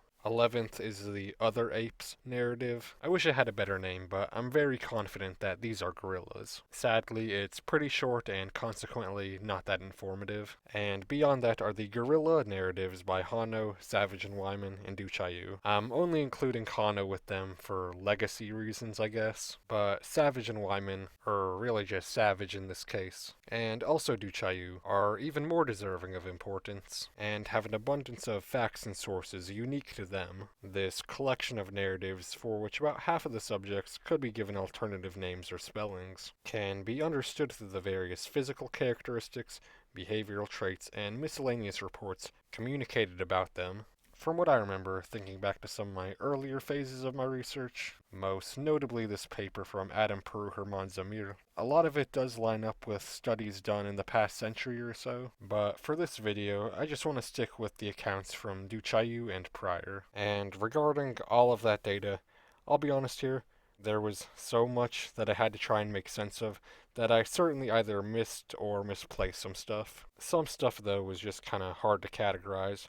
For example, if what we'd recognize as a gorilla was described as lifting something that everyone would agree is heavy, is that enough to say that it was described as very strong, even if the words very strong aren't used? I'd say so, but there was a lot of stuff like that, and I had to make personal calls on it, so I hope you trust my judgment. Most of this we should be able to get through pretty quickly, and pretty quickly means essentially nothing at this point in the video. I never deserve to use that phrase ever again, but let's start with the physical characteristics, the stuff pertaining to the figure and features of the discussed probable gorilla candidates. You are already familiar with this, so we don't need to spend too much time on it, but for the sake of our recap here, this is the basic rundown of what they can be understood as, or what I found the indigenous tribes to have understood them as. The biggest tell that something is a gorilla is most obviously the extreme likeness they have to us, but with a hairiness, size, and strength that greatly distinguishes them from anything else, and those are very commonly attested to together. I know I said earlier that we were just looking for an understanding of what the proximate tribes may have believed in the centuries prior to the colonial era, but really, I think any culture could be assumed to have believed these things. There are plenty of more minute details that any given culture could have a unique appreciation of, some of which are listed here for the pre-colonial proximate tribes. But once again, gorillas, no matter how interesting, are pretty simple for the most part, especially when we can use our own anatomy as a reference point. So because of that, I think most cultures would be able to pretty accurately articulate an idea of what we'd recognize as a gorilla. So because of that, I think most cultures, whether it's 300 years before the colonial era, 3,000 years, or even longer, would be able to pretty accurately articulate an idea of what we'd recognize as a gorilla in a way that could spread to more distant populations and conceptually remain intact, thus entering into a cryptid-like role within that community's customs. So their basic physical appearance could be assumed to have spread basically as far as you think it could at any given time. So moving on to what I'd consider as falling under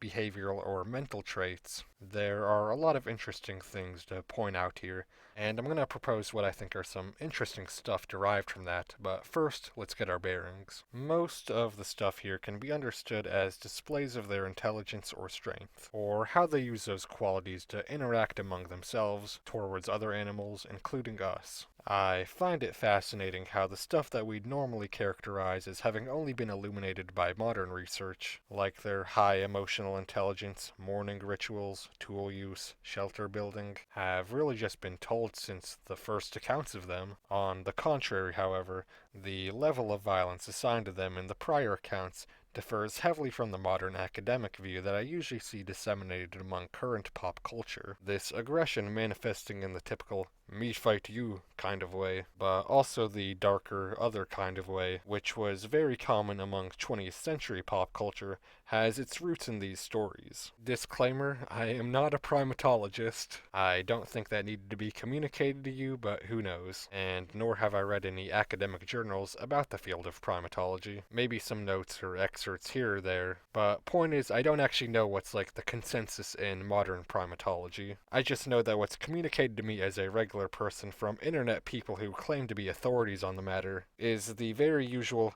"they're more afraid of us than we are of them" view. As much as I personally don't like that phrase, I think it tends to be overused to an irresponsible degree for the sake of conservation. I'm gonna assume that what I perceive the primatological consensus to be is accurate in its rejection of these older views. The easiest assumption for me to make is that they are naturally much more non-threatening than presented in these early accounts, and the reason they developed the reputation they did is via fear-mongering and or boasting. Officially, I believe that, but for fun, I'd like to propose a hypothesis of my own. It depends on a few factors. How much did Western gorilla populations decline since the colonial era? Could this be enough to cause a genetic bottleneck? And would that bottleneck even have an effect? All questions I, neither as a primatologist nor an evolutionary biologist, even know how to begin answering. My little premise here is this. Before colonial times, could gorillas have been much more aggressive than they are known to be now, but the pressures of habitat destruction, settlers with guns,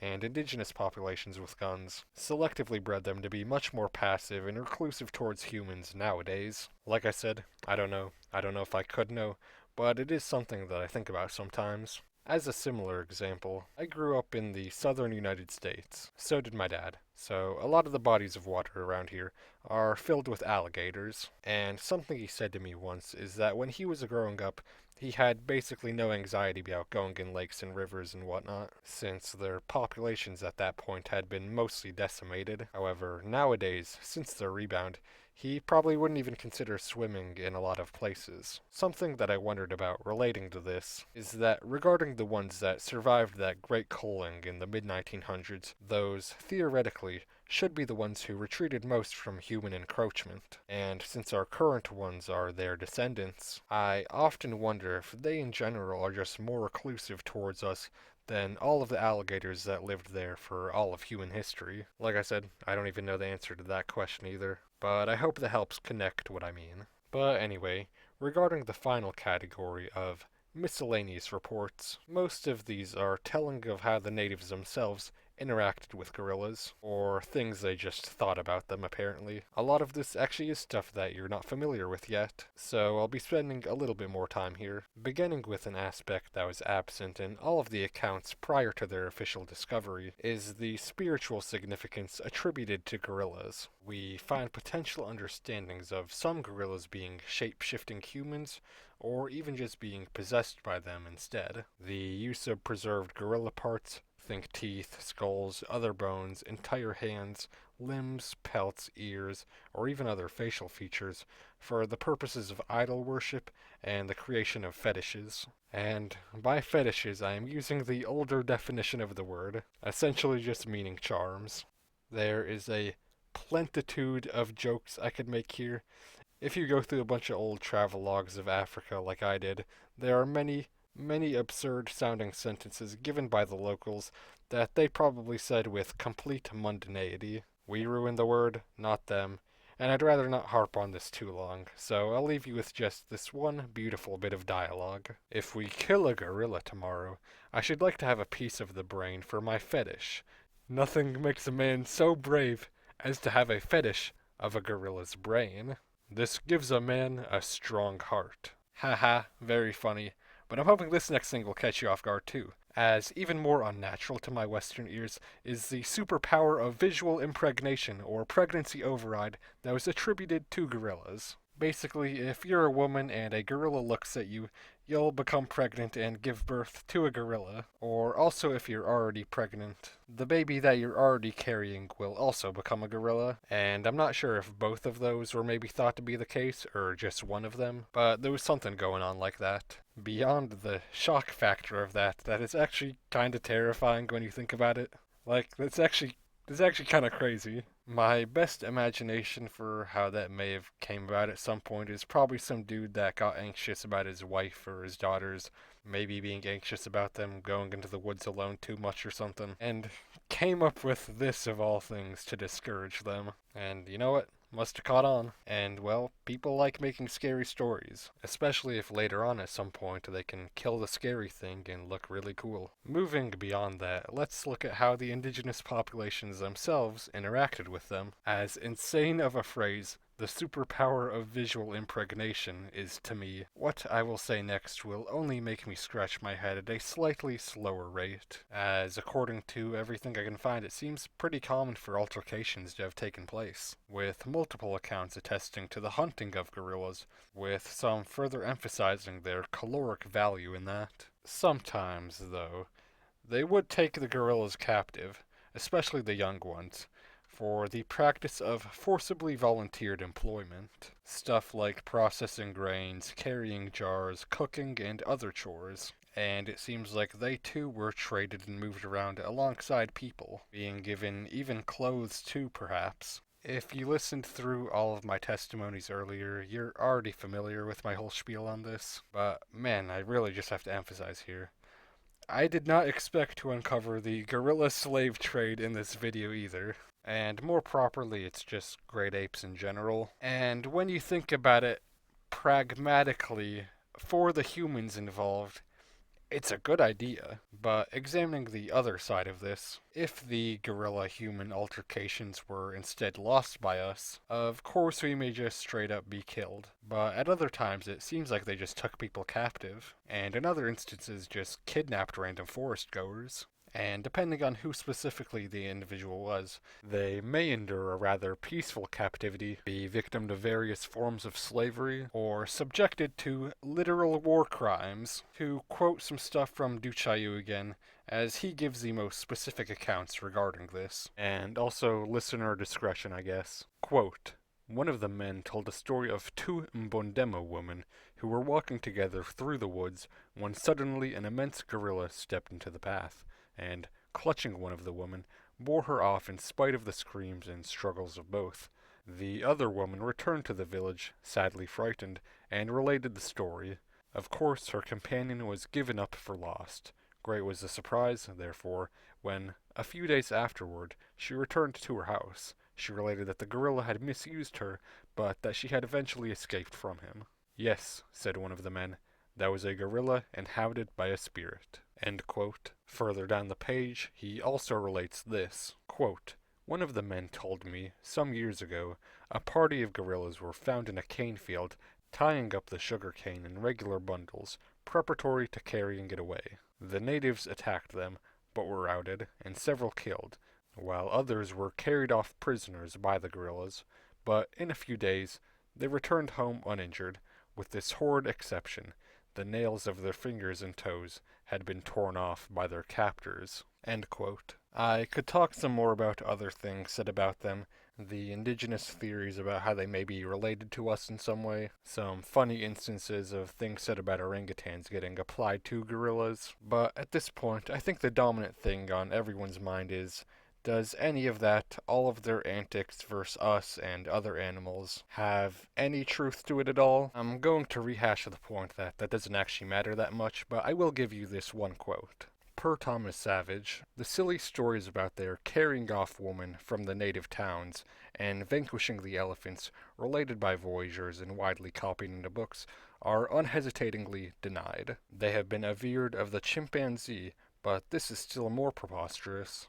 They probably had their origin in the marvelous accounts given by the natives of the Ingẽna to credulous traders. End quote. The point I want to make is that even if all of that isn't true, and it really seems like a lot of that isn't, it is nonetheless still what appears to have been communicated to everybody, European traders, and probably also to the other native people of the continent, who kinda had to just trust their word on it too, which is kinda just how cryptids function. So a lot of the things already stated here are probably just what the tribes in the periphery of gorilla territories believed about them. And to be honest, that belief in question, I'm starting to even doubt at this point in the video if it's even appropriate to call those cryptids. I'm having this realization in the middle of recording, so this might be a little unorganized, but hear me out. Throughout this entire video, pretty much my main concern has been about if gorillas were culturally integrated or established enough for them to be recognizable in the communities outside of their native ranges, as it is in those circumstances that they may be thought to exist but not proven to exist. However, at this point, I've almost began wondering if they're too integrated,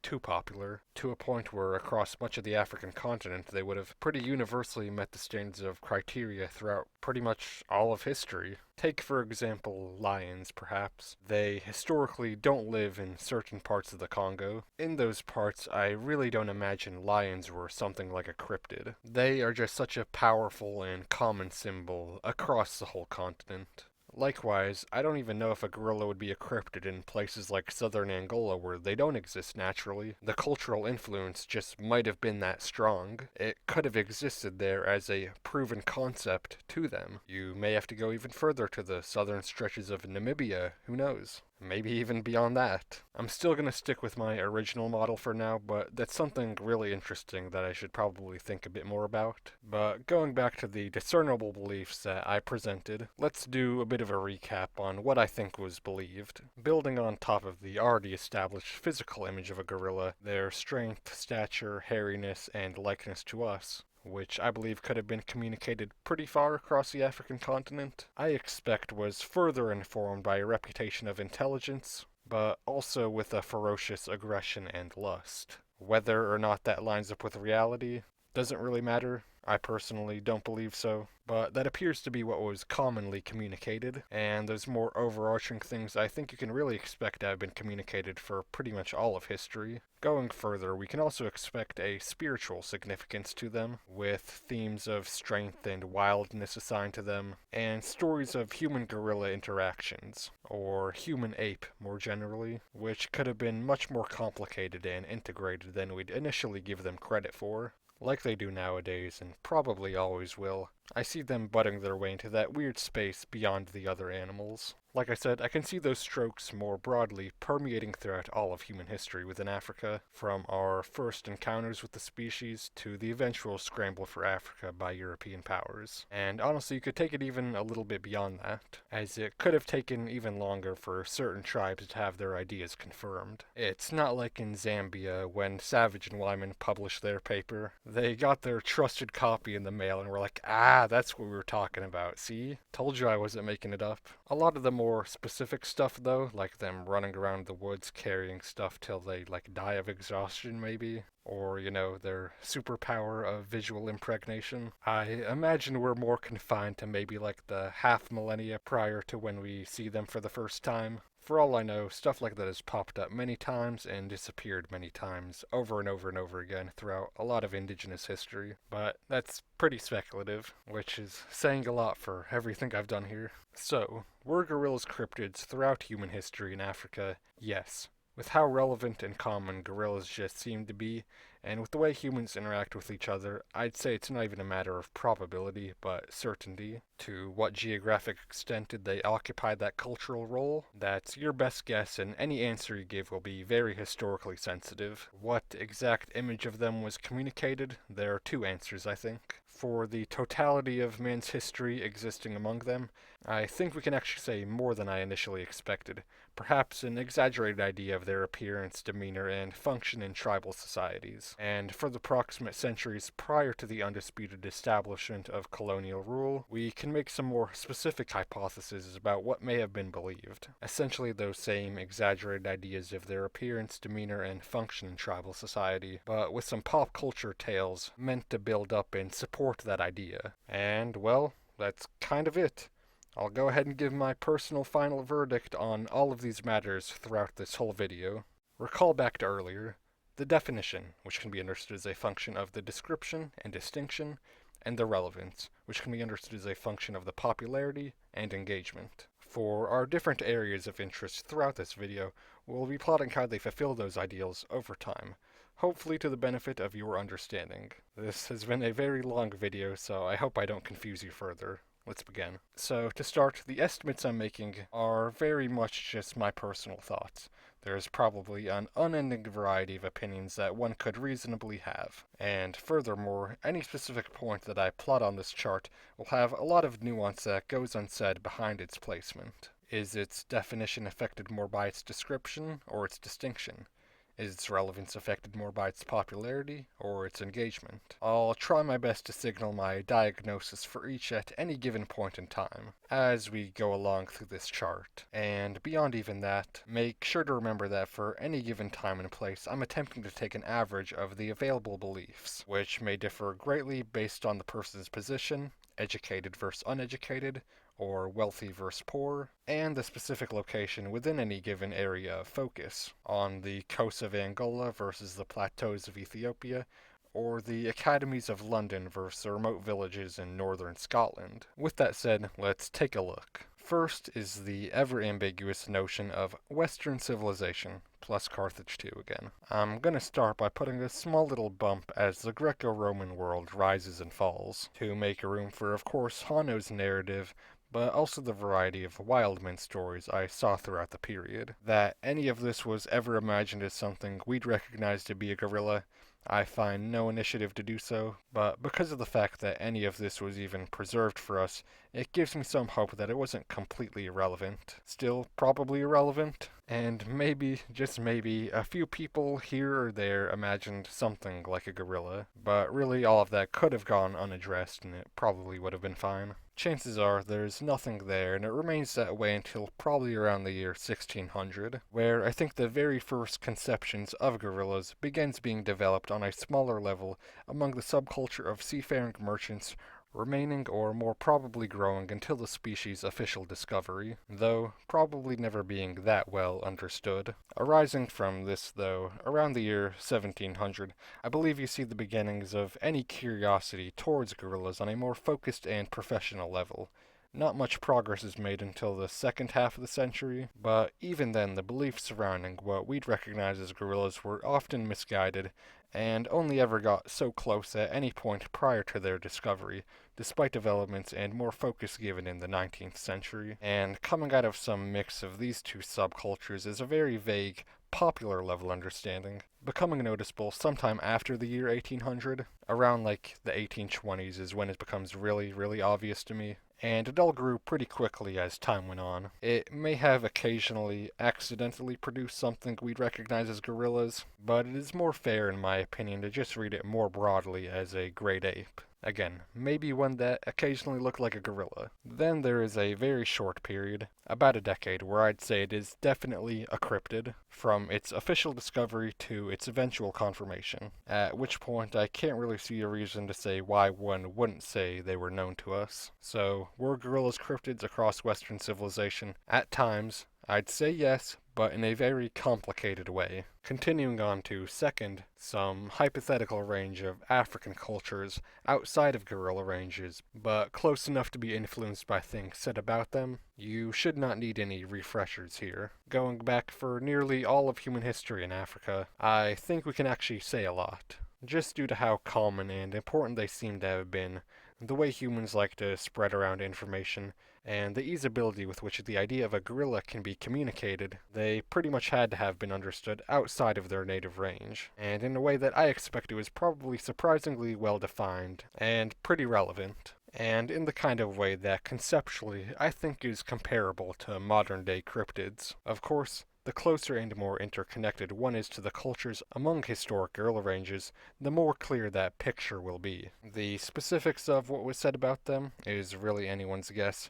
How much of it may have been disputed or doubted, that's also anyone's guess, but we can guess a little more confidently as the colonial era takes root, and up until the official Western confirmation. But they could have also remained as something like a cryptid for even a little bit longer than that, considering how much slower information traveled across 19th and early 20th century Africa. I mean, what difference is there between the British tribal diplomat telling you something he read in a textbook versus some random merchant of your own continent telling you the story of maybe what another guy even told him? Both could indeed be talking about gorillas, but it's kinda up to you who you want to trust or distrust. So, were gorillas cryptids across the history of the African continent? Yes, but how clear that is depends a lot on the time and place. And even though we're relying much more upon estimation here, I think there really is a lot we can assume about what may have been communicated, and that it was probably pretty accurate to what we imagine in our head when we hear gorilla, especially physically, and that it may have been relevant way beyond historic ranges. From there, let's touch on the very vague concept of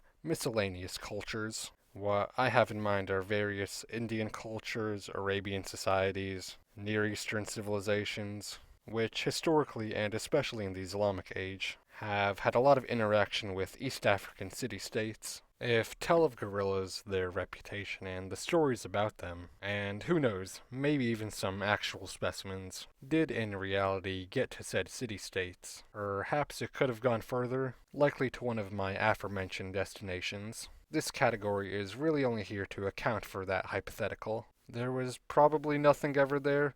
Maybe there's a little bump as Western influence disseminates here during the colonial eras, but whatever was here was probably very undefined and irrelevant.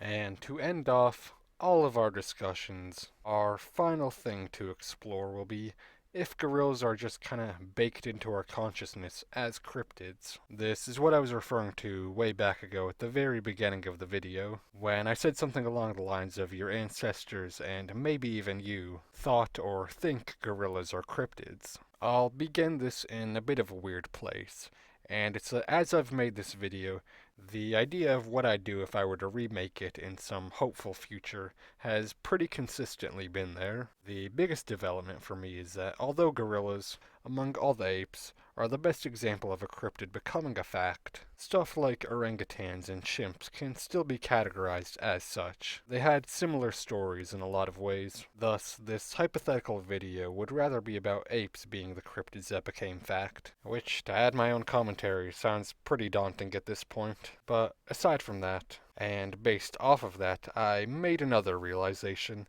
and it is that apes are still just kinda cryptids. Think upon stuff like the ever-popular Bigfoot, the Himalayan Yeti, the Chinese Yeren, the Aboriginal Australian Yowie. These fill a very similar cultural role as apes did in Western countries during the 16 and 1700s, and the roles that I found gorilla and chimps may have played in some parts of Africa throughout most of human history, and the modern depictions of those cryptids do, in my opinion, often tend to bear a unique resemblance to gorillas, probably because artists are just informing themselves by the knowledge of gorillas, but I also think it may be because of a more profound truth, or, once again, as profound as you can get with a topic like this, and it is that as a species we will always be keeping our eye out for the gorilla in the bush. My regional Bigfoot variant, the swamp ape, is, in my opinion, very likely just our paranoia and overactive imagination leading us to search out gorillas in Florida, and in that way gorillas and apes more broadly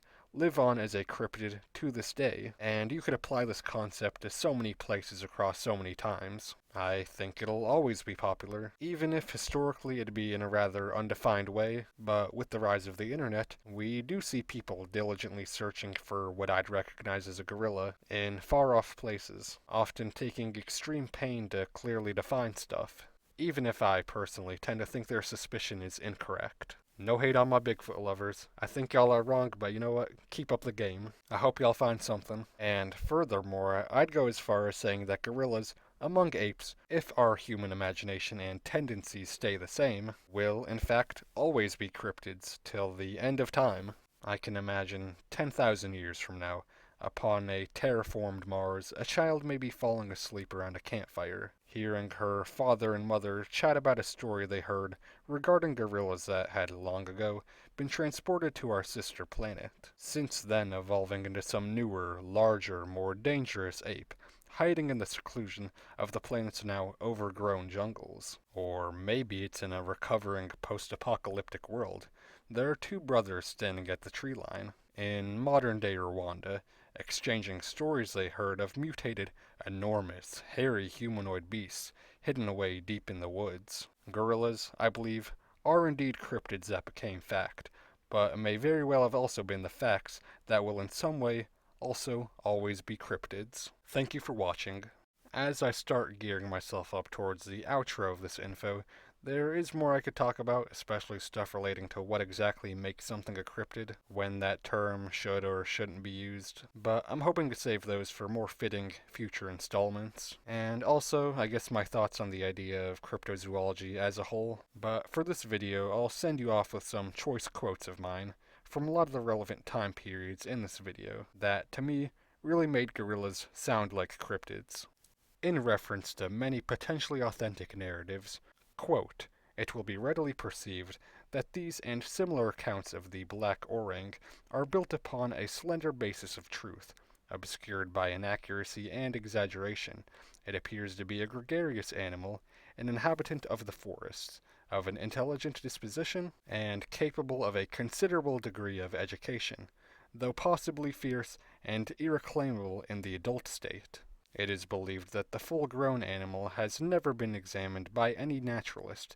In that condition, it is probably the great wild man of the woods, of whose existence we do not doubt, but of which only vague indications have been given by some African travelers. End quote. From James Wilson, 1831, in his Illustrations of Zoology, page 24, in the context of a chimpanzee description, quote, covered with black or brown hair, sparse on the front. If we were to believe the accounts of travelers, it would approach or even exceed the stature of a man, but no specimen seen in Europe has shown any part suggesting such size. It inhabits Guinea and the Congo, lives in troops, builds huts of foliage, knows how to arm itself with stones and sticks, and uses them to drive away men and elephants from its dwelling. It is said to pursue black women and sometimes carry them off into the woods, etc. Naturalists have almost all confused with the orangutan. In captivity, it is docile enough to be trained to walk, sit, and eat in our manner. George S. Cuvier, 1829, in his The Animal Kingdom, page 89, in reference to a probably authentic account, quote, and Buffin's idea that it was some variety of the pongo, or great orangutan, has not the shadow of a foundation, end quote. And when giving a more general opinion on a collection of accounts, quote, notwithstanding all of the confusion and exaggeration too palpable in the accounts of the early travelers, it cannot be doubted that with their descriptions is mixed a considerable portion of truth, but the difficulty is to separate it from the fiction which obscures it. End quote. William Charles Linnaeus Martin, 1841, in his Natural History of Quadrupeds and Other Mammiferous Animals, page 376 and 377, in the context of a chimpanzee description, quote, this singular animal has been mentioned by various travelers under the name Barus, Smitten, Quimpere, and Quohas moras, but the adult state remains in even greater obscurity than that of its Asiatic representative, which we shall next endeavor to describe. The relations of all travelers agree in the large and powerful stature which this animal attains, and we have every reason to believe that this is the fact, though they are always so mixed up with the marvelous, and with accounts of their habits and sagacity so different from the attributes of an animal, that we must certainly consider them undecided without some more direct testimony, and, from their apparent incorrectness, the other parts of their relations have always been received with a doubt. End quote. William Hardeen, 1840, Monkeys, page 99 and 100, in the context of his discussion on great apes, quote, but we can only speak of the pongo, or the great orangutan, from the accounts travelers have given us of it. If these relations might be depended on, and if they were not often obscure, faulty, and exaggerated, we should not doubt of its being an animal of a different species from the Joko, more perfect, and approaching nearer to the human race. End quote. George S. de Buffin, 1776, in his Natural History, Volume 14, page 44, in the context of a discussion about things Isidore Geoffroy Saint-Hilaire may have said about gorillas in the 1850s, quote, and in it the author tells us that since 1828 his father, Etienne Geoffroy Saint-Hilaire, had suspected the existence of a second African ape. End quote. Robert Mearns Yerkes, 1929, The Great Apes, page 33 and 34. In a quote I have not found the context of, quote, the large species, described by Buffin and other authors as the size of a man, is held by many to be a chimera. End quote. Jacob Rademacher, sometime in probably the 1780s. I personally don't actually like this quote, although I believe Buffin actually was often talking about gorillas. Rademacher was a trader in the East Indies, so when he saw what Buffin was talking about, in his head he was probably just imagining our orangutans, that he, having been around their native habitat, was already familiar with. In an opening statement on the species, the existence of a second species in Africa does not appear to have been recognized by naturalists, nor in fact has there been hitherto adduced any evidence on which its existence might be predicated, except the vague statements of the different voyagers and travelers, but these resting principally on information derived from the natives, and not on the personal observations of the narrator, are in general so mingled with absurd and marvelous accounts that they have been deservedly regarded as unworthy of credence. End quote. Savage and Wyman, 1847, Boston Journal of Natural History, Volume 5, number 4, page 418, in an opening statement on the discovery of gorillas. Quote, "This unexplored region was the home of that remarkable ape, the fierce, untamable gorilla, which approaches nearest, in physical conformation and in certain habits, to man, and whose unconquerable ferocity has made it the terror of the bravest native hunters, an animal, too, of which hitherto naturalist and the civilized world knew so little, and that the name even was not found in most natural histories." End quote. Later on, and in the context of the histories of great apes, quote, "Meantime there had been vague rumors of the existence in Africa of another and larger species of ape. It was not, however, till 1847 that the scientific world was startled by unexpected evidence of the existence of this new species." End quote. Paul du Chaillu, 1861, in his Explorations and Adventures in Equatorial Africa, pages 1 to 2 and 342 respectively, in the context of a story about how two other men almost became the people who would officially discover gorillas, quote, "My friend Mr. Samuel Stachbury of Bristol, having received similar statements of the existence of a large and formidable species of chimpanzee in the Gaboon district, from the officers of vessels trading from Bristol to the west coast of Africa, urged them to endeavor to obtain specimens of it, and the result was that Captain George Wagstaff succeeded in procuring at the Gaboon River, in December 1847, 3 skulls of the large species and 1 of the smaller species of chimpanzee, all adult."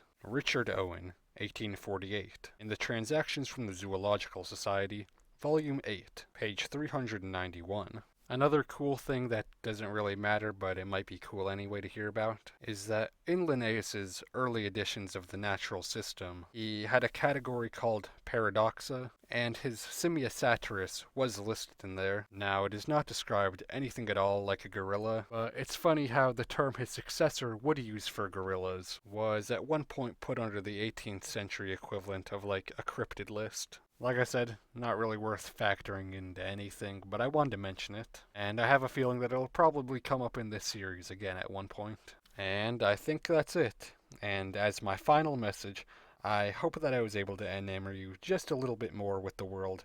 I really hope that I was able to make this worth your time and attention. God bless. Goodbye. Alrighty. Outro time. This feels so weird. I've been waiting to get to this point for months and months at this point. I'm not even really sure what to say. We did it. We did it. We did it. We finally did it. Finally. Praise be to God. I gotta go edit this afterwards. I'm looking forward to that. I'm not sure how long it's gonna take. I'm not even sure how long this recording is. I haven't actually yet looked at it all together in one place, so I'm kind of curious to see how long it is. The over-under right now in my head is it over 3.5 hours or under 3.5 hours? Crazy. I thought this was going to be like a quick, funny, little, cute 15-20 minute video topic when I first chose it. I'm gonna go under. I'm not sure. I'm not betting anything on it, so I don't care, but I want to be right. So I'm gonna go under, I think. I hope it's under at this point. I know at some point during the video I'm probably going to let the editing quality drop down a bit. Not that it was ever that high to begin with. Anyone who's gone this far into the video is probably like, yeah dude, we noticed that. But I'm assuming that everybody who gets to that point in the video is kind of just listening to it at that point in the background. I don't want to get too lazy though with it. But man, I don't really know what else to say. It feels weird that I'm finally done recording this. All I have in my way now is editing, really. So praise be Jesus that I was able to do this. Not that this is some like life-changing or world-changing thing, but it's pretty cool. I was able to put effort into something really interesting. A lot of times prior in my life I wouldn't have done that. So yeah. Thanks be to God. I know what my next video will be. I'm not even going to attempt to guess when it might be uploaded. I sincerely hope this topic is not as complicated. It really shouldn't be when I think about it, but with me, you never know, I guess. Either way, even when I do upload this, I'd maybe want to put out like a YouTube short or two advertising it. So once I can upload this, it'll probably be a few days before I can start working on the next thing. I'm hoping sometime in maybe like early December, maybe. But I really hope I can upload more. When I find super long topics like this, I'm going to have to kind of learn to put it on the back burner, work on it every once in a while, but do shorter topics for the most part. And then maybe every once in a while upload a longer video. This might be the most, complicated thing I've ever actually done in my life. I know silly, haha, funny YouTube video, cryptids, whatever, but a lot of this really was just historical research into, the most complicated mammal that aren't humans. So, really, I should have seen this difficulty coming. But really, I think that's it. This might be so long that I'm worried I'll have to, upload it in 2 parts or something. I really hope I don't have to do that. But yeah, I think that's kind of it. To repeat my final message, I hope that I was able to enamor you with the world. I really hope I was able to make this worth your time and attention. God bless you, and goodbye.